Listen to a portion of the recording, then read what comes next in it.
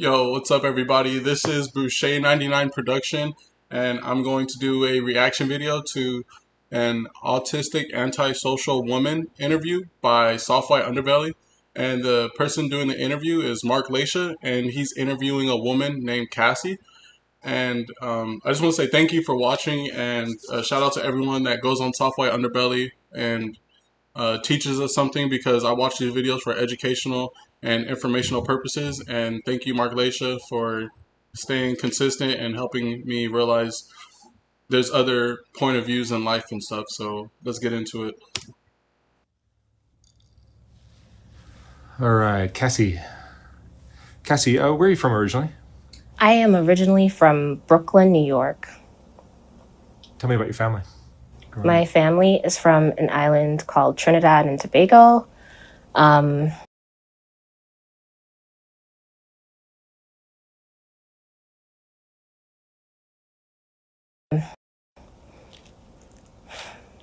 In the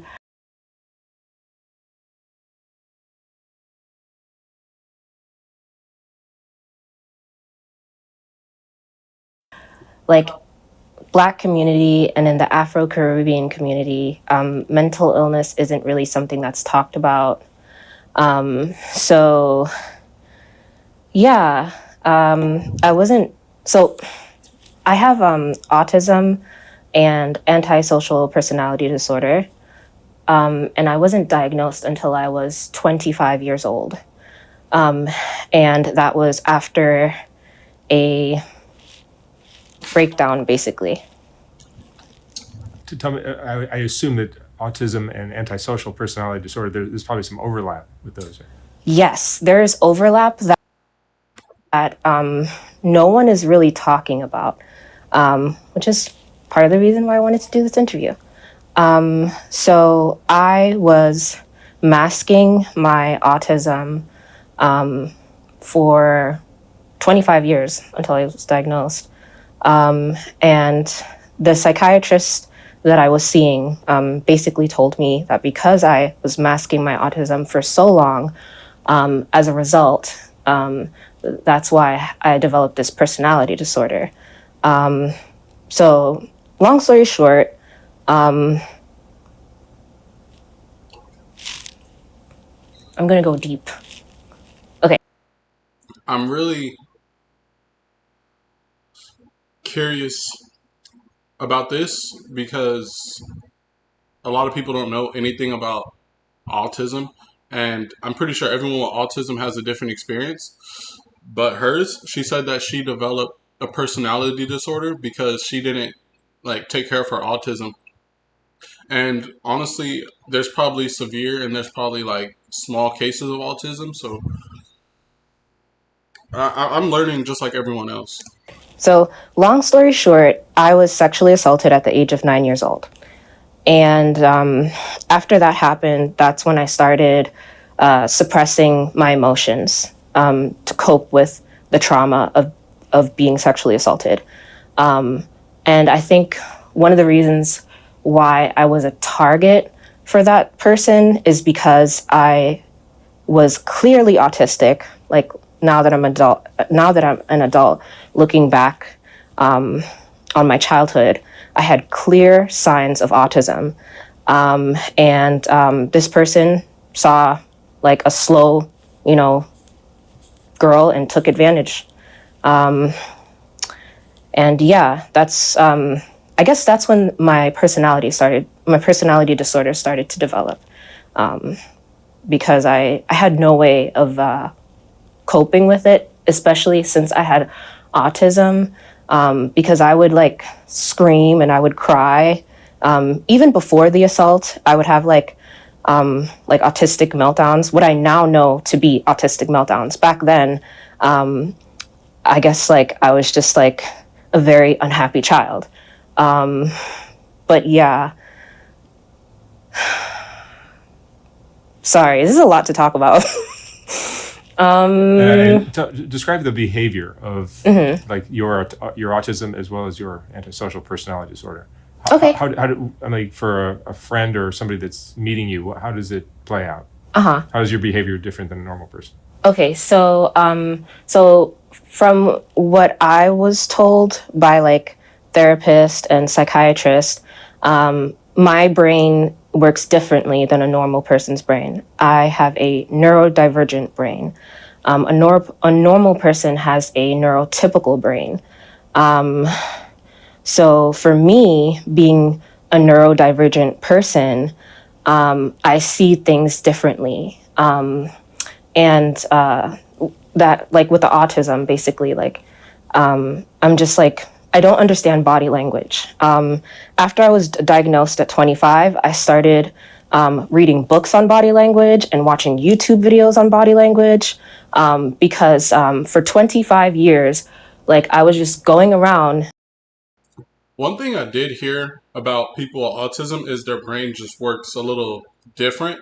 Like, I mean, fast. Like, I mean that they think really fast and they pay attention to details.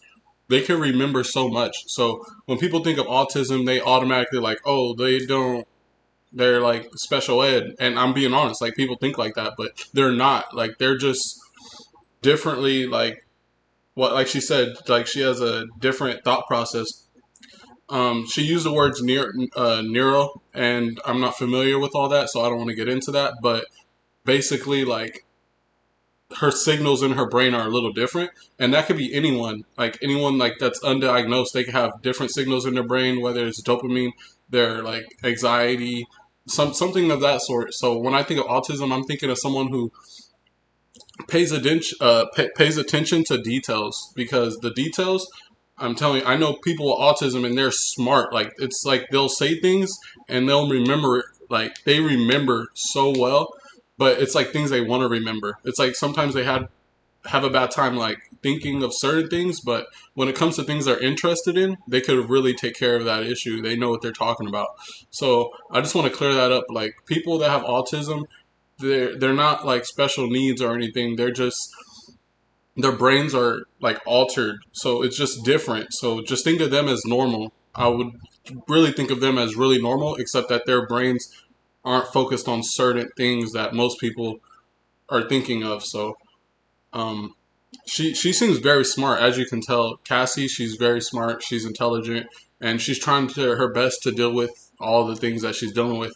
And there's so much that she can teach us because she thinks differently already. So I feel like she's learned more than everyone else. She's had to go through the same education as us while dealing with her own autism because she's been diagnosed when she was 25. So I feel like that really makes her ahead of everyone else already. Not understanding body language, not knowing how to communicate with people. I was severely bullied in school. I grew up in the early 2000s. So nowadays there's like a zero tolerance for bullying. But back then, I used to get spit on. Kids used to throw me downstairs. They would call me like a stupid N-word, stuff like that. So yeah, I was like, I was bullied because I had autism, but I didn't know that I had autism. So I was thinking, like, every single day, I was thinking, like, what is wrong with me? Like, why am I so stupid? Like, why can't I understand people? So that's like, so that with the autism. So with the antisocial personality disorder, because my only coping mechanism for dealing with my autistic behavior was suppressing my emotions, I would stare at people because I didn't understand people. And I would try to like mimic like what other girls were doing. And they would look at me like, what the fuck is she doing?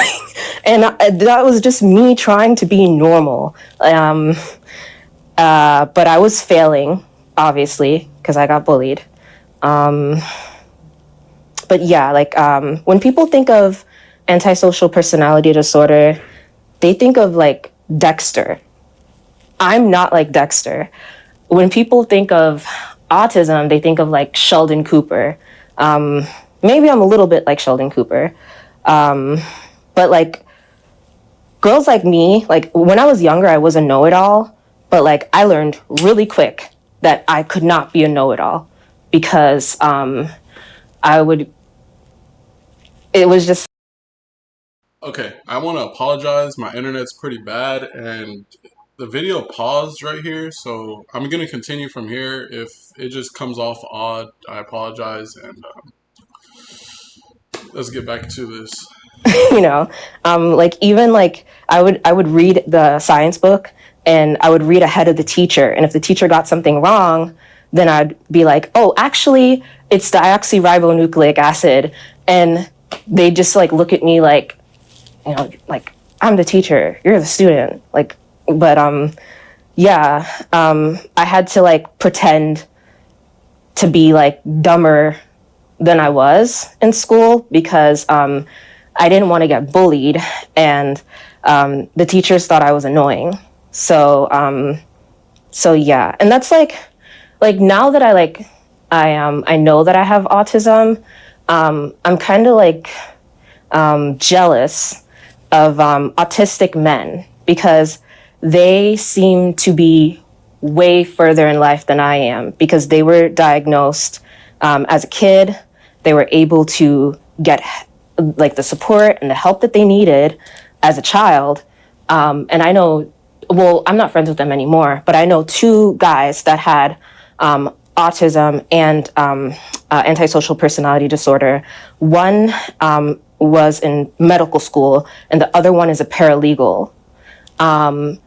And I am unemployed. So yeah, like that kind of like infuriates me a little bit because I keep on thinking like, if I was diagnosed earlier in life, like who could I have who could I have been, you know, like what could I have done with my life? Like who knows, maybe I would have been like a paralegal or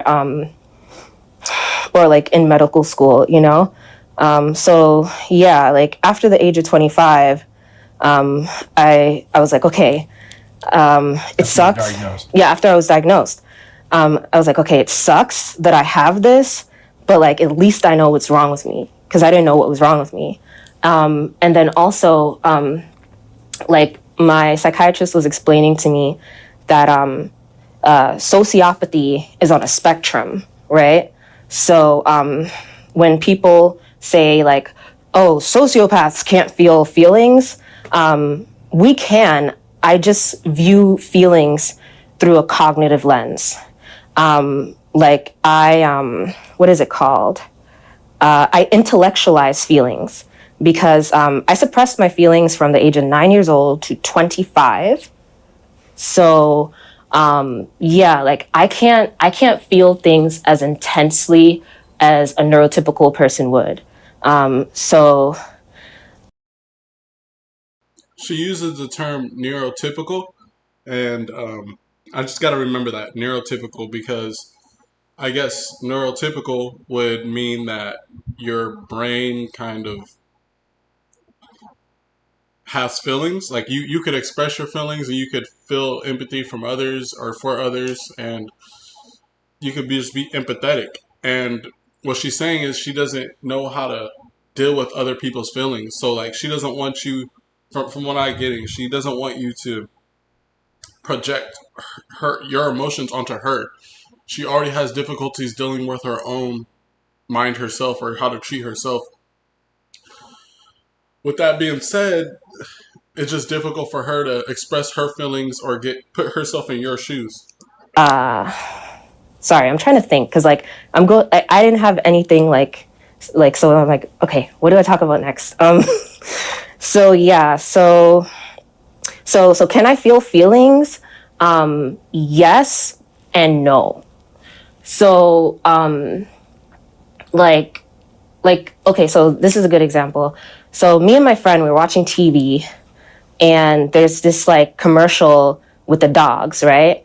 And the dog has like one leg, and my friend is like, oh my god, like that's so sad, and wants to turn it off, right? And in my mind, like I don't feel that instant like, oh my god, that's so sad. In my mind, I'm like, the dog has 3 legs, dogs usually have 4 legs, it's probably difficult for the dog to walk around, that's sad.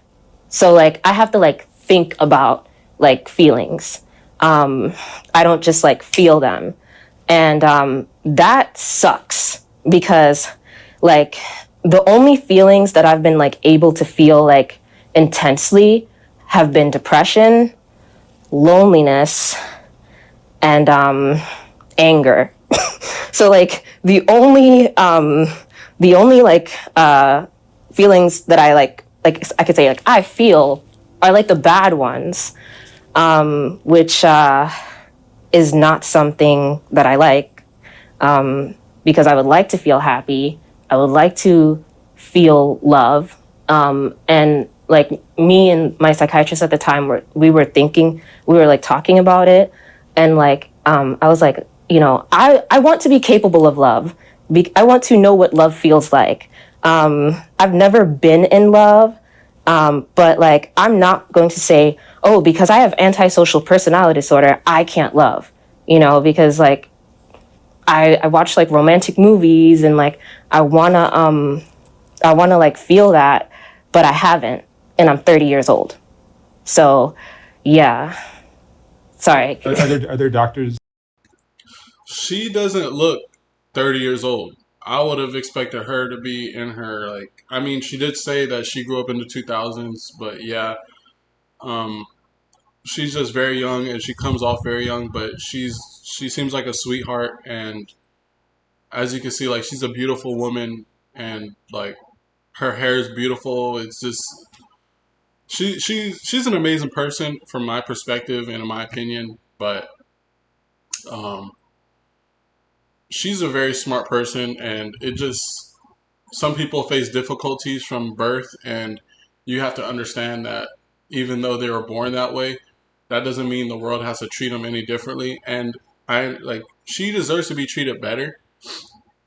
She said even during school she wasn't diagnosed, so she was jealous of the boys that had like actual help when they were in school, and she said she wonders where she would have been if she had the help that other people were getting.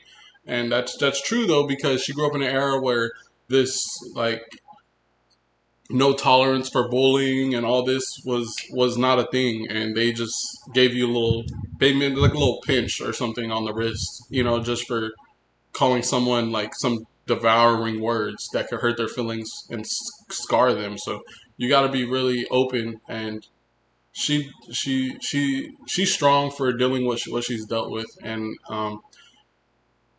that's the reason why you got to watch these things, or these interviews, is because you never know what someone else is going through. You really do not know what anyone is going through. So just be open and just be happy and be grateful, and don't take things for granted, you know, because you never know when it's gone or when you're not able to do those things anymore. So there's still people fighting, you know. Have they prescribed any are there medications even for autism? There's not, right? So for autism spectrum disorder, there's medications to like deal with the side effects that come with like having that, the stress that comes with having that. But there's no, from what I know, there's no real medication for autism. And I don't think there's an FDA approved medication for antisocial personality disorder, because it's a personality disorder. So you're not on any medications? I'm on antidepressants. I'm currently on antidepressants, because I get depressed a lot. And this is another thing, so those girls in school, right? Like they'd be like, why is this bitch staring at me? Like, she's weird. And it's like, I was like trying to understand, like, okay, like how to be normal, how to fit in, right? Because I have antisocial personality disorder, like I automatically because I can't read body language, so like I have to like when I look at a person, I look at like who they present to be, and then I try to figure out who they actually are, right? So like I'm psychoanalyzing every single person I meet, not because I want to. It's kind of like a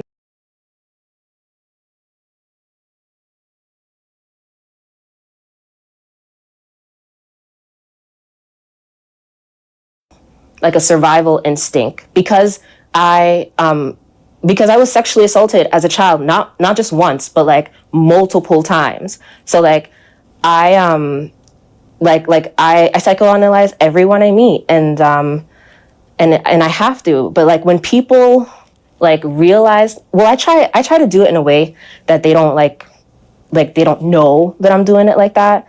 But yeah, like when people realize that I am like doing that, then they feel uncomfortable, they feel vulnerable, and like I don't want people to feel like that around me. But like, what am I gonna do? Like I have a hard time feeling emotions, like and like I'm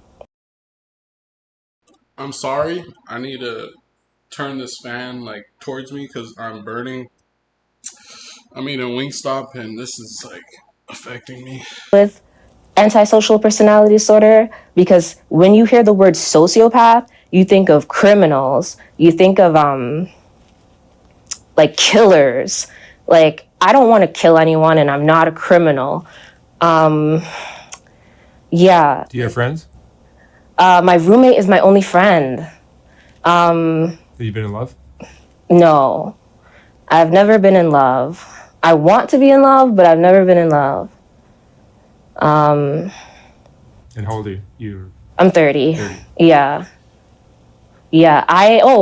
And I made a TikTok, which is my only TikTok at the moment, because I was on a dating app and a guy called me a femcel, which is a female involuntary celibate, which is like a playoff of incel, right?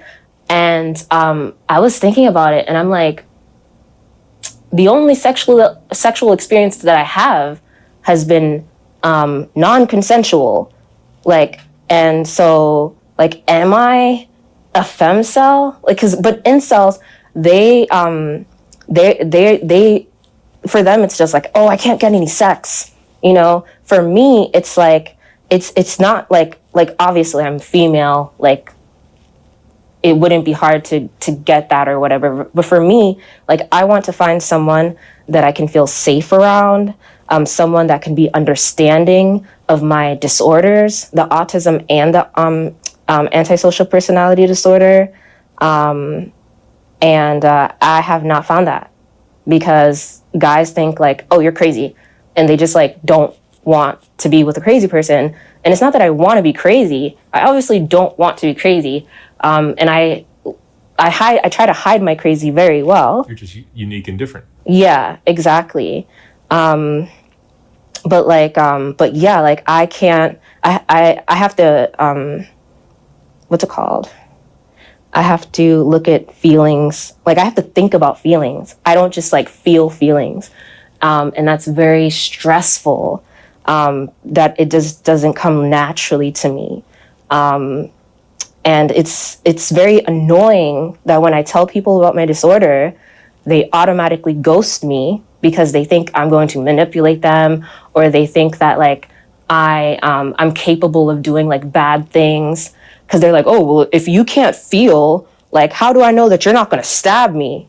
And I'm just like, well, I'm not going to stab you because that would be a bad thing, and I'm not a bad person. I think antisocial personality disorder gets a really bad name because everyone thinks you're out to stab or kill them. Yeah, and I get it. No, you know what? I can't, now that like I understand where people are coming from. Like I get it. Like if someone is like if I was a male, I would probably be addicted to drugs or I'd be dead.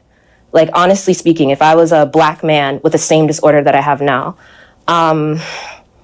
Yeah, because like look, when I was living in New York City, one of my hobbies was people watching, and that like most people would be like, That's very interesting. The way she said that was like she's honest. She said if I was a male, I'd probably be like addicted to drugs and this stuff. And she's being honest because I feel like that's real, you know? Like you have this um disorder which makes you overthink, and not overthink, but you think too fast and like you pay too much attention to detail. And she's just like, it's stressful and it's just hard to deal with sometimes. And she has different hobbies. She's very different, but she's still a good woman who's trying to learn as she goes. And that's how you gotta think about it. She's learning as she's going. She's not like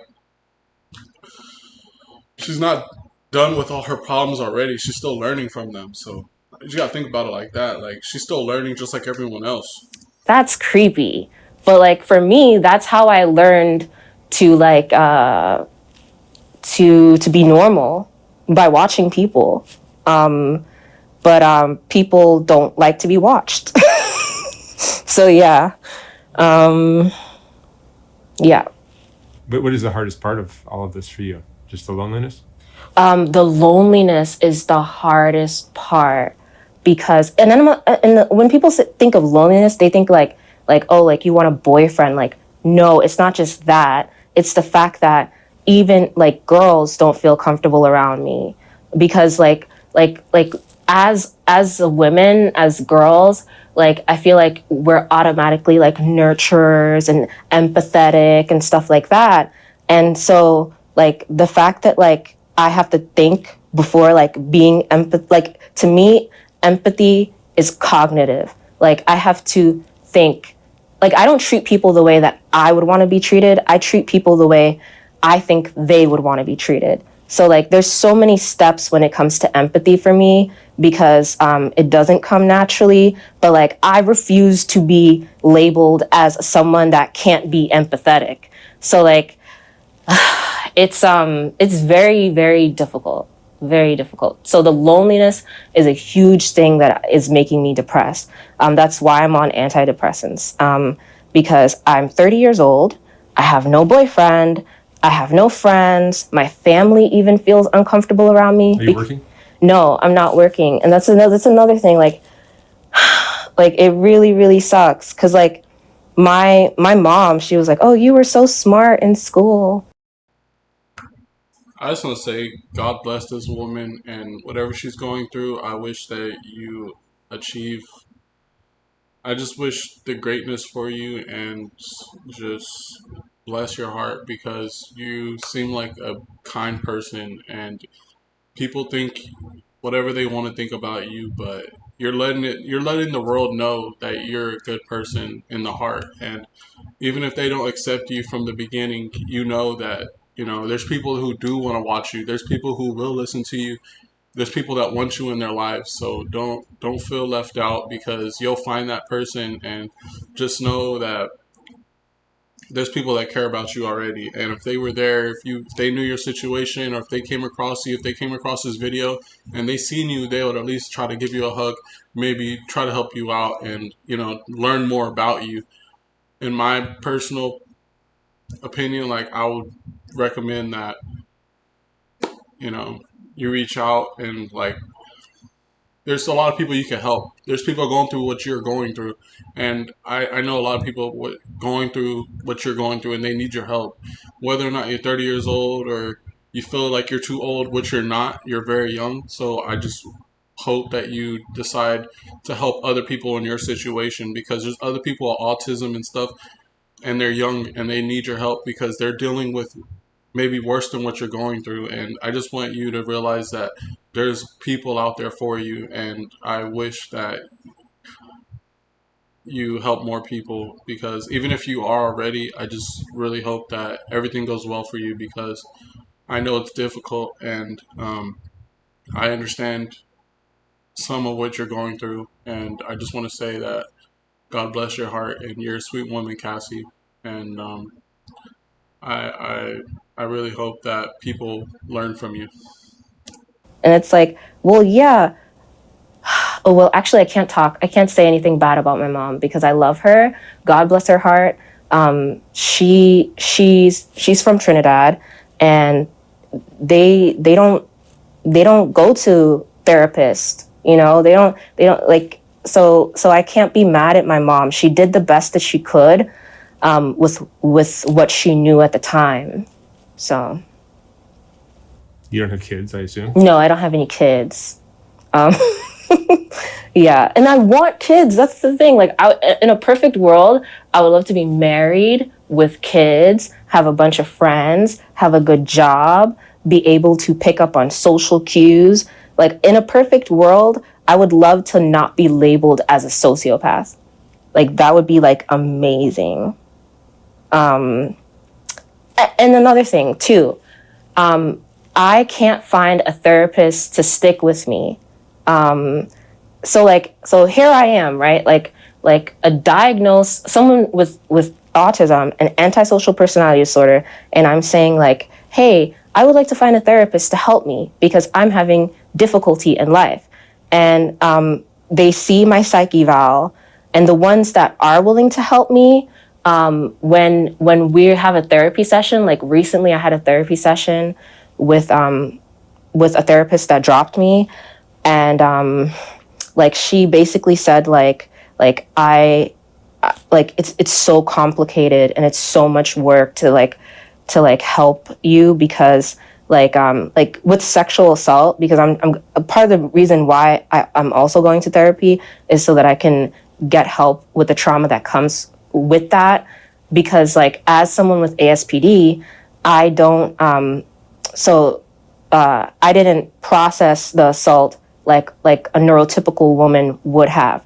In my mind, I just said like, this person is a monster. They took advantage of me, and that's fucked up, right? But like my body, like I can compartmentalize it in my mind, but my body is still not over it, because sometimes like I wake up and my eyes are wet because I was crying in my sleep. And so I'm like, oh my gosh, like I don't want to be crying in my sleep. Like I need to get help. And I was talking to her about it, and she basically said that like she couldn't help me, and she referred me to like another therapist, because like she didn't know like how to go about helping me because of my personality diagnosis. Yeah. I don't even know if I said that right. I don't know if anything I'm saying is making sense.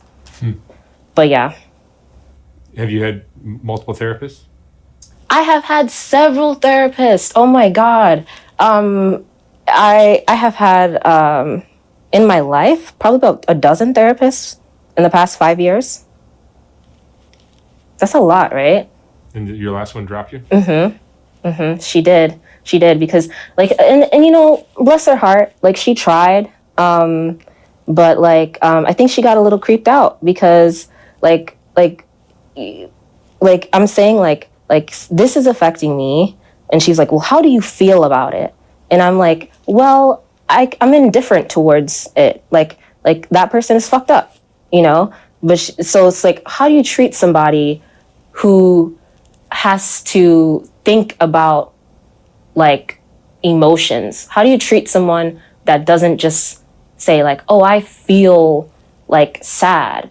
Like I can say I feel sad, but for me, or I can say I feel depressed, but for me it's different, because like for most people, they're like, oh, I feel the depression. For me, I'm thinking about like all the things that happen to me in my mind, and it's intrusive thoughts. So like it won't go away. So the thoughts won't go away, and because the thoughts won't go away, I'm either overeating or like watching Netflix and then waking up and my eyes being wet from crying in my sleep, or like sometimes I'm in the shower and like I just like turn on the hot water because I'm like, oh, I'm dirty. Like I need to be cleaned. So like for me, like feelings, they're different. They're different because like I view them differently. So and therapists don't know how to treat that. They're like, how do we go about helping you? And I'm just like, I don't know. You're the therapist. You tell me. Is that the hardest part of these disorders, is your inability to just straight feel a feeling? So you have to like process it and think about it. And so I don't like, I'm not like a psychiatrist or whatever, but from what I was told from the psychiatrist that diagnosed me, is that what was your question? I'm so sorry. No, it seems like the most difficult part of all this is that you just can't feel a feeling. Yeah. Like most of us would. Yeah. You have to process it and think about it, and maybe just do the math on it before you can express any emotions. Exactly, exactly. And yeah, that's pretty much it. I mean, But it was with a partner or a friend who can understand that, maybe even has some similar behaviors. Maybe it could. that oh my gosh. So I have to talk about this, but I don't can I say names or no? That's bad, I can take right? them out. I'll take them out. Okay, so I'll just I won't say their names because okay, so with the Indian guy, right? The guy that went to medical school, right? So with him, like he was always calling himself a winner, and he used his sociopathy like to get ahead in life, right? So it wasn't When you say the Indian guy, did you refer to him earlier? oh, did I say his name? I don't think you. No, you didn't. But The two guys that I knew that had autism and antisocial personality disorder. Oh, okay. One was Indian, one was white. Got it. I don't want to say their names. That's why I'm referring to them by race. Yeah, But okay. maybe I shouldn't refer to them by race. I apologize if that's offensive. But yeah, like with him, he used it to his advantage. So for me, it's a disability, but for him, it was like a superpower, you know?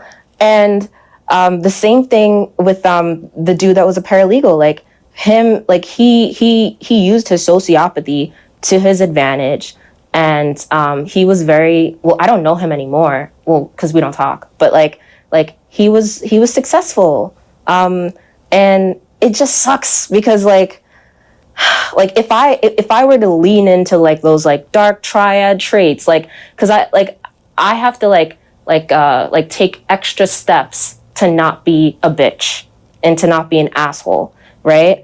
I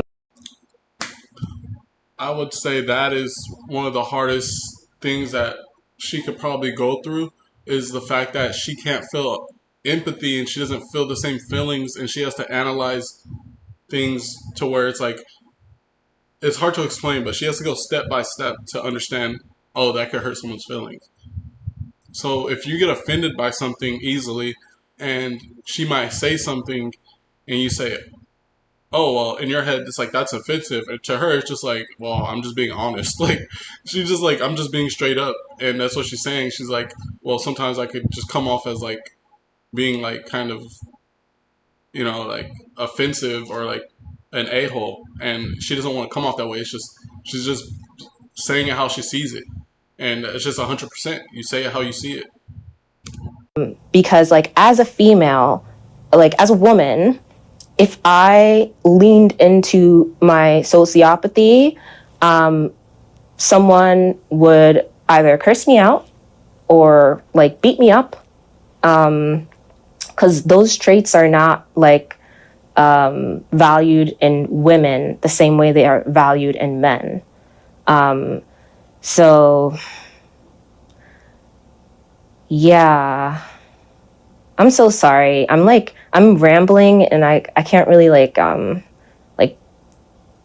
I forgot the question because I feel like That's your autism. yeah, like oh, I'm very forgetful because I'm constantly thinking. Like I'm like there are thoughts like going through my head like all the time. What advice would you give to someone who's got similar problems as you? Well, is this someone that is undiagnosed? There's someone that might think they have it, or someone that knows that they have it. Any of the above. The advice that I would give someone is to Not that you've solved all your problems yet. oh, I have a plethora of problems that have not been solved. But the advice that I would give someone. She just comes off as a sweet woman. I'm not even gonna like. I know I've said that, but her personality is really just making me bright up because it's like I know there's someone out there that needs her, and it's just the fact where it's like I just really hope that she becomes like a tutor or just a teacher or someone with great power that can change other people's lives because she has the power to make such an impact. And that's the thing. I think that she is powerful. She just comes off as powerful as it is. People are going to look up to her. I look up to her already because she overcame these obstacles and she's still dealing with them, but she comes off so smart. Like she's a genius. She's just the things at the top of her head. It's just you wouldn't think about it, and her memory is there. Like I feel like her memory is on point, and she has like a little loose screws, but I don't even see them. I just look at her as a regular person, and that's how you gotta look at it. Is like she's a regular person, just like anyone else. Just because you have a disability, just because your neurotransmitters are off, or just because you're dealing with certain things, doesn't make you any different than anyone else. We're all human beings, and we're only human, and that's how you gotta think. We're only human, so you can't just be like, "Oh, I'm better," or "I don't have that, so that makes me better than them." No, we're all human beings, and what makes us human is our differences. You got to be able to share your differences and compare them, but that doesn't make you a better person. Is to try. I know it's hard. I know the struggle is real, but you can't give up on yourself. You have to try. You're more than your autism. You're more than whatever personality disorder you have. And that's what I've been doing. I've been trying so hard to be normal, like to be like a regular human.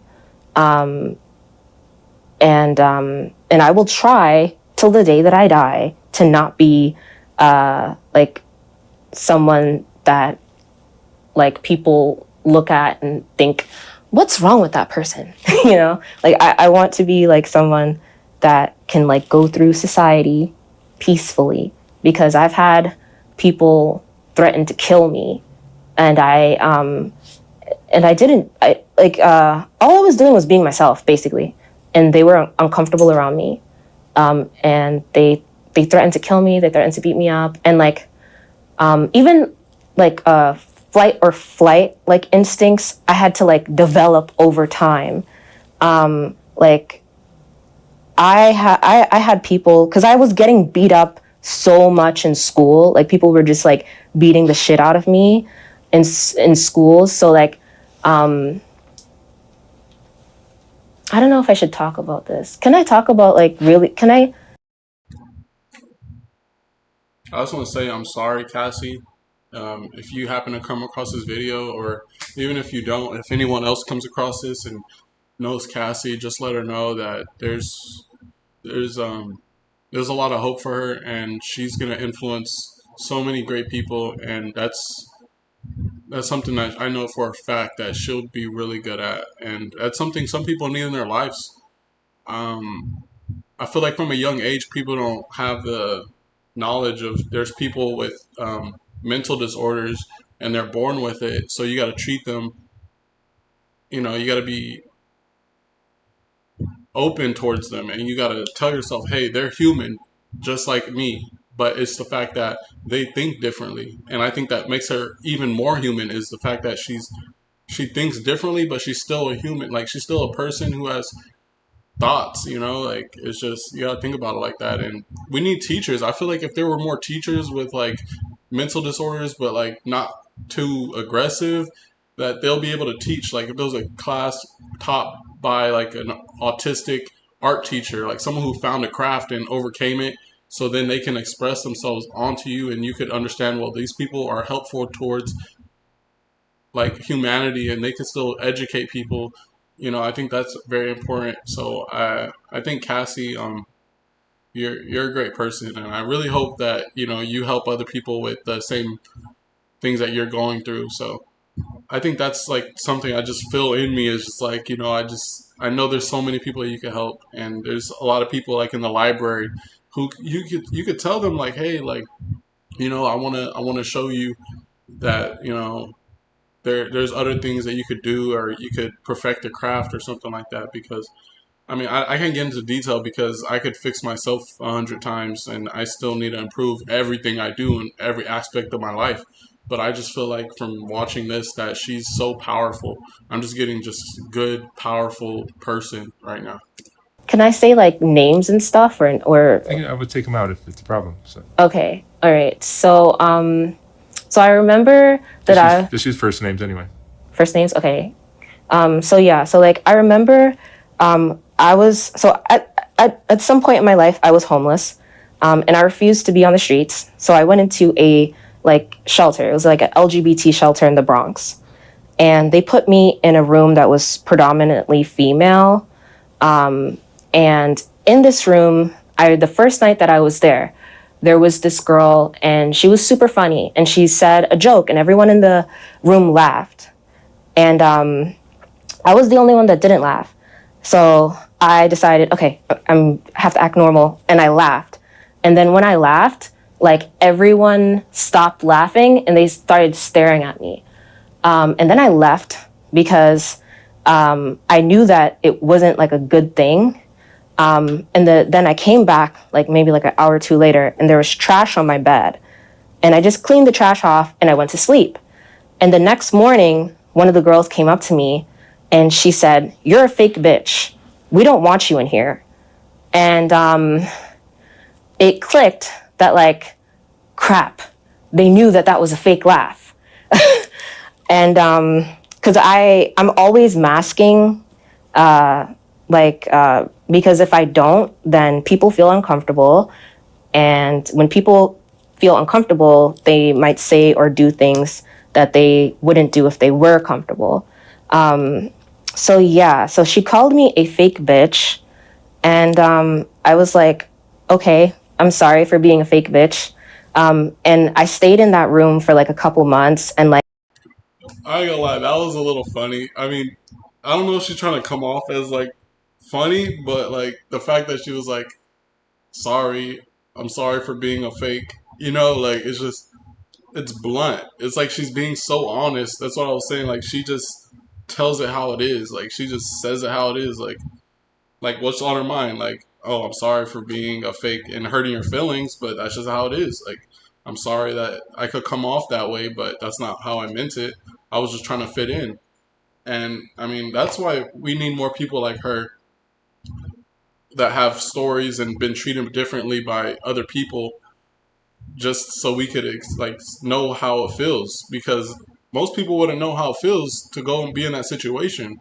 And the fact that she's here telling us that's how it feels is like, you would never know. Everyone's different. the girls would curse me out. They would threaten to beat the shit out of me. And because like I kind of like, so for me, I'm used, I was used to being bullied and abused. So one of the girls that threatened to, like, she came up to me and she was like, threatening to beat the shit out of me. I was like, okay, just don't kill me. Because, like, if you're going to do it, just do it. And then she took a step back and she was like, this bitch, she said, this bitch is crazy. I'm not going to go to jail for your dumbass, right? That's what she told me. And then the other girl was like, no, she's not crazy. She's a sociopath. And that was the first time anyone has ever called me a sociopath, was when I was in that shelter. And I was like, fuck, they know. Cause like, I thought like I was doing my best to like. She's funny. Like, I'm not saying that, like, but the way she says things is just funny because she's just blunt. I feel like when people are blunt about, anything, like when she's telling her stories and from her past experiences, she comes off as like, she's so human. It's like she's just coming off as like down to earth. That's the perfect word for her, is down to earth. Whoever's calling her a sociopath, shame on you. She's a down to earth human being who's trying to fit in and belong. And you making her feel uncomfortable and out of place is making her stress out and like over exaggerate, how the world thinks. And shame on you for that, because you got to grow up. You got to grow out of that. You can't just be sitting here judging people just because they're socially awkward. Like, come on, dude. Pretend to be normal, because like at that time I was homeless and I didn't want to be on the streets. And so a week later, a staff member came to me and they said, well, the staff member basically said that the girl came up to her and said that I was making her feel uncomfortable and that she was scared that I was going to kill her. And she was the one that threatened to beat my ass. And I was the one that was saying, okay, beat my ass. Just don't kill me. But because I said that, and that's not something a normal person would say, she felt like weirded out or whatever. So they put me in a single person room, because I guess like I was like I was just, they didn't want me in that room anymore. And then the messed up part is like I liked being in that room, like I liked being around people. And then when I was by myself, like that made my mental health worse. But yeah, that's when I realized like, okay, I have to accept being by myself because I don't want to get my ass beat. And I just want to say, it just sucks that she doesn't have the family. Like she said, like her parents, like her friends, like pretty much everyone kind of like outcasted her because they just were scared. And it's like, no, do you not see the signs that people can have like different brains? Like they're developed a little different. And it's really sad because it happens to a lot of people. People with autism, they grow up and you know, their parents or their grandparents or their brothers, sisters are like kind of teasing them. In a way, they're teasing them because they don't understand or they're not doing what you're telling them to do. And that should be the first red flag right there is like, hey, or that should be the first like thing that pops up in your head, like, hey, like, you know, they don't really listen how other people listen to me. Like, out of all the people in my life, they're not listening how most people do. So it's like, oh, what are you gonna do? Treat them like you're a bad person? And then once they figure out, oh, well, they might have autism. Oh, I'm so sorry. I didn't mean to treat you like that. I didn't know all the times I said bad things to you because you didn't do what I said. You know, it's like, well, maybe you should try to be more understanding or stop telling me to do everything that you could do for yourself. It's like, stop projecting all your problems and all your responsibilities on me. And that should be the sign, like, hey, like, oh, snap, I just treated someone with autism like they weren't even human, or I mistreated them just because they didn't do what I said. It's like, you know, that's really messed up. Like, you can't just expect everyone to come in your life and treat you good just because you feel like you deserve it and you haven't done anything. You know, you got to earn your respect. But it just sucks because like people say that people with antisocial personality disorder don't have empathy. But then like how are you going to say that and then not even be understanding or empathetic of the person with the disorder? And I'm trying so hard to be empathetic towards everyone that I meet. And I'm trying so hard to mask my autism, and people aren't trying to understand me at all. And yeah, and that's very like very it just like makes me angry. But like I don't want to be angry because the people that like if like the people my people that are acquaintances around me, they're like, oh, she's such a nice person, blah blah blah. But the people that are close to me, they see the effects of like me having to like, you know, mask all day, mask my autism, mask my ASPD, and then like I'm home and like I'm screaming and I'm crying and like I'm saying like leave me alone, and like they're the ones like that have to deal with it, and it sucks because like I wish that I had coping mechanisms to deal with it, to deal with like my issues rather than suppressing my emotions. Because the longer that I do that, the longer that it will be that like maybe one day like I won't feel anything at all. Like sometimes I'm scared that because when I was a teenager, there were days that I felt absolutely nothing, and it was like like for a normal person, it's probably like when you wake up in the morning and you're sleepy and you're just like walking around. Like that's how I was for like, sometimes I'd be like that for days, sometimes I'd be like that for weeks. And it sucks because I don't want to have autism, and I sure as hell don't want to have ASPD, but I have those things.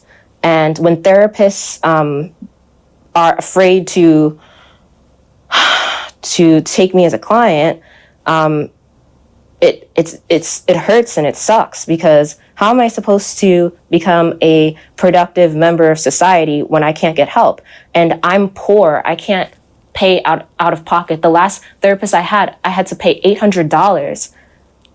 That was basically all the little money that I was saving up, right? So yeah, like the struggle is real.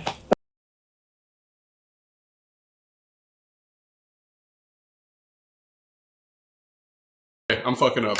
All right, basically, I'm fucking up, and I just want to say thank you, Mark Laita. Mark Laita, Softy White Underbelly, for the great interview. Cassy, thank you so much. That was very eye-opening, and that was probably one of the best interviews I've probably watched. And I really have to take some time off this because my Wi-Fi is like acting up and stuff, and there's so many gaps. Basically, I feel like I'm just ranting. Um, thank you again, Cassy, for everything you've done, and I wish you the best. And I hope that you decide that you can help people, because there's not a lot of young people that are watching these videos. Maybe there is, but there's still a lot of people in the communities, like small communities, inner cities, that are dealing with this, and they need your help. I just want to let you know, like, they need your help. Thank you, Mark Laisha. That's all right. All right, Cassy, thank you so much for sharing your story. I wish you lots of luck. Thank you. Getting yourself and others to understand your problem. Thank you. Thank you very much. Okay. To support this channel and some of the people seen in these videos, please donate to the Softy White Underbelly GoFundMe campaign. The link is in this video's description, and I'll also put that link in my description as well for Mark Laisha and anyone at Softy White Underbelly. Thank you so much. I know there's a lot that you guys do, and there's so much that goes into these videos, and it's just the way they're coming off is very beautiful. And thank you again, Cassy. Thank you so much. And please like, comment, and subscribe this video for more reaction videos. And just thank you for watching in general. And it supports me and everyone else. And I hope you learned something. And thank you so much.